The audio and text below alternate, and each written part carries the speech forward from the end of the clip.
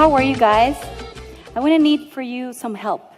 I want to teach you a rhythm pattern. So you guys need to put your phones down and help me here. Are you willing to do so? Yeah? You get a clap 3 times first, like, and then you go. Pa, pa, pa. First myself. Pa, pa, pa. Pa, pa, pa. And now the second part of this pattern is pa, pa. Pa, pa. So together it will be something like pa, pa, pa, pa, pa. Pa, pa, pa. Let's keep on pa. Pa, pa, pa, pa, pa. Pa, pa, pa, pa, pa. Good, guys. Good. Thank you very much. You've just learned the clave de salsa. And that is a rhythm pattern. Only when we learn, oh my God, only when we learn the rhythm is when we can ask how fast or slow then we can go. Rhythm is everywhere. Every day we're understanding rhythm.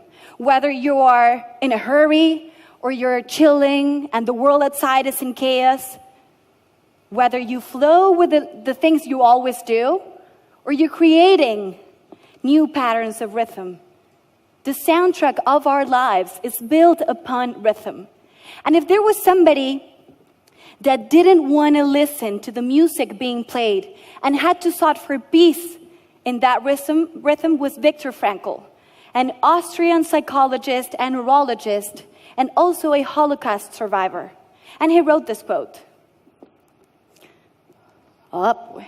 When we are no longer able to change a situation, we're challenged to change ourselves. So today I want to share the story of how I, with 31 years old, after living 20 in a context that I cannot change, I had to stop, look around, and learn how to be resilient. And by sharing this story, I will be honoring and sharing the story de mi gente, de mis personas en Venezuela. I come from Venezuela, but I am a global shaper. I'm a passionate arts and leader culture, a communication specialist, and a flamenco dancer. That's why all the rhythm, now it makes a little bit sense for you.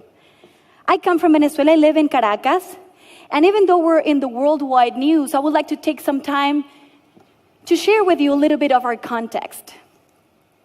We are living the worst crisis of our modern history. Venezuela's economic crisis has weighed down since 2014, faced hyperinflation, economic insecurity, scarcity of medicine and food. The government has been challenged with protests in which dozens of Venezuelans died and thousands were arrested. The International Monetary Fund said they expect our hyperinflation rate to hit 1,000,000% by the end of the year. Our economic situation is similar to that of Germany in 1923s or Zimbabwe in 2000s. Studies have shown how people is losing about 9 pounds a year.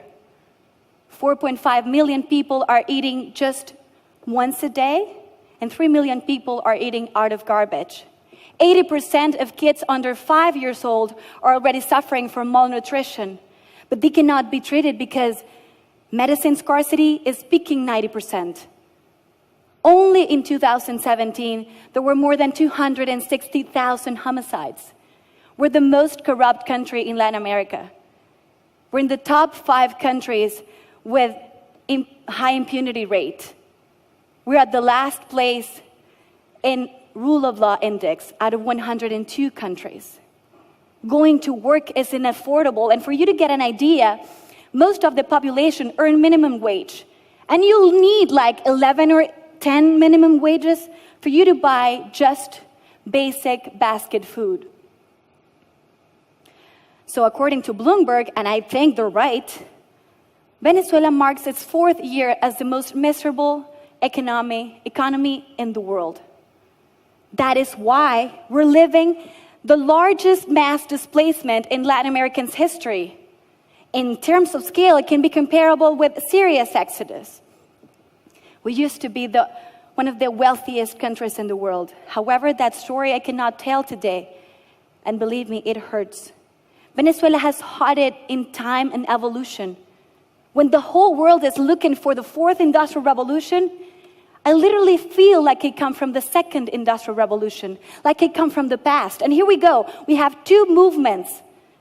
We are resisting the retreat, and the whole world is speeding their advance. So there is, when resilience is taking advantage of the context to grow, to create, and to become a better version of yourself. In order to do not go insane, you just need to surrender, but not surrender as abandoning, but just flowing with that music and giving all that you have to make an impact and putting all your attention in the variables, not in the constants that you cannot change. In a ballerina's vocabulary, it will be something like, you cannot choose the music that it's being played, but you can definitely choose the way you're going to dance it. So I bet the majority of you are asking like, Gabby, how can you be happy in a hostile context like that? Why don't you leave? And believe me, I keep on questioning that all the time. And sometimes I don't have the answer. And maybe I'll try to answer afterwards. But it's obvious that Venezuela is not in an evolution. We're in the middle of a devolution. We're devolving, going backwards. It's the notion of feeling that you're going back to the primate elements of life. Not only because I don't have internet, or I'm unable to have cash whenever I want, or because I'm changing my eating habits. No, but because we're going back to the basic elements of humanity. But connecting with that humanity opens the opportunity to be happier in a human being way. Venezuela takes everything out of you until it leaves you with yourself. So, I talked about, I'm gonna go back, not that much, no? Okay. I talked about my context, but every country has theirs. Let's look at the world: climate change, lack of transparency in institutions, corruption in governments, water security, Afghanistan, Yemen, Syria, the US, Greece. Every country has their struggle. And they have been rebuilt not because of miracles, but because of their people. And that is why we need resilient leaders, not only in Venezuela, but in the whole world. And that is what I really, really wanted to talk to you today. I read an article of Harvard Business School written by Diane Koo, and she said that all the theories she's read before overlap in 3 ways. So resilient people must possess 3 characteristics. The first one, I think I have a problem with this. I'm sorry. The first one is the staunch acceptance of reality. You may think that resilient people is all optimistic, but the truth is that they're real. They work with data, with facts. Only when you own data, you can build solutions that actually answer to a problem. The second is an uncanny ability to improvise, in which I have a master. If you want some tips, then I can give it out for free if you want. But it is to do and deliver with any resources that you have. We cannot wait for the perfect scenario to be settled so you can then think about starting doing some impact. You need to deliver. And the third one, which is the one that hits my heart and clicks with me, my favorite, is a deep belief that life is meaningful. And I think this answers to the question before. In Venezuela, the ones we live in there, we feel we have a purpose to fulfill. Some people may ask themselves like, why is this happening to me? And they go through hardship without carrying on any lesson. But resilient people, they build bridges in the present towards a better future. And that is the only way this present can be manageable. This present can be less overwhelming because we have hope. And when we have hope, we believe, then we create. So the question, how fast can we go, of this summit is a luxury I cannot afford. I've been living 20 years, very slow or very fast, depending on the way you see it. And this is not the only question. We also have, will technology flounder or flourish? Which is the role of humans versus technology? And you can keep on going. And the answer, I think, is on putting the focus in the important things, not in the urgent things. In Venezuela, I am a teacher, and I also have a social project where I bring dance and arts to communities to empower kids and adolescents. We teach also soft skills, and we share the opportunities of orange economy and creative economy.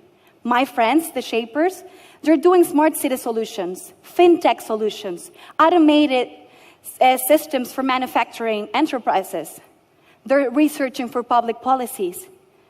They're opening bars to promote local art. They're tracing public spaces to teach citizenship. And believe me, I can go on and on and on. We're bringing the 4.0 mindset to a society that is in 2.0 actions. That is being resilient. So maybe for you, or I can understand people thinking like, Gabby, you're losing your time, you're so slow. I'm in the fastest race of humanity. I've learned with open wounds what is democracy, what is freedom, what is dignity, generosity, compassion. Being resilient in a country that only 4.8% of people has a positive perception about what is happening, meaning is served. And there is where leaders must take responsibility to take these people by the hand and bring them to together build a shared vision of collaboration and change. Because when this happens, when this is over, that this is going to be over, we need to be working. We need to be preparing for what really is important. So, as Viktor Frankl said, life is never made unbearable by circumstances, but only by lack of meaning and purpose. If any of this helps my global neighbors learn, then it will be worth it. If we want to go fast, let's take the time to see what are we made of. How can we do human-centered design? Technologies, solutions, apps, you name it. In Venezuela, we're right there. But believe me, when this goes, we're gonna go. So you should stay pendiente de nosotros, porque vamos con todo. At the end, what I really wanted to share with you today is the importance of just flowing with the rhythm that sounds around you, with your own truth, with your own fears, but flowing and putting all that is inside of you to build the best choreography ever danced. I am dancing in my country, and I know it has a purpose. At the end, finding the rhythm of humanity is just about being human. So don't feel sorry for us. Just look up for us. Feel proud. We are doing the best we can. And I know the leaders must be resilient. Thank you very much for being here. Muito obrigada.